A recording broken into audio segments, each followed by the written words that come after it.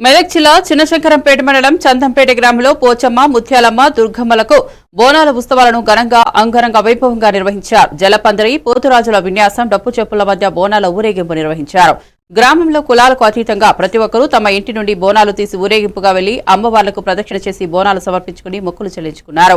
అమ్మవారి కృపా కటాక్షాలతో ఈ ప్రాంత ప్రజలతో పాటు పరిసర ప్రాంతం కూడా ఆయురారోగ్యాలతో సుఖ సంతోషాలతో ఉండాలని, వర్షాలు సమృద్ధిగా కురిసి పాడి పంటలు బాగుండాలని వారు అమ్మవారిని కోరుకున్నట్లు తెలిపారు.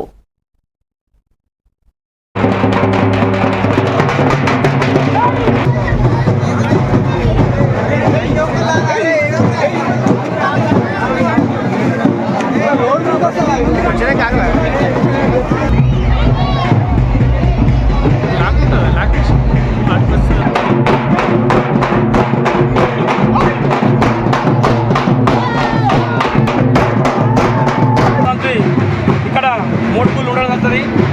పోచమ్మ, ముత్యాలమ్మ మరియు దుర్గమ్మ గుడి మూడు స్థాపించడం జరిగింది.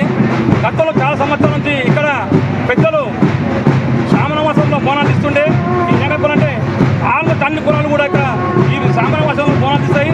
ఆ దాని మధ్యలో మేము ఇచ్చామంటే మేము కూడా సేమ్ మాంకాలమ్మ హైదరాబాద్లో తీసాడు ఆశ్రమాసంలో తీయడం జరుగుతుంది 5 సంవత్సరాల నుంచి.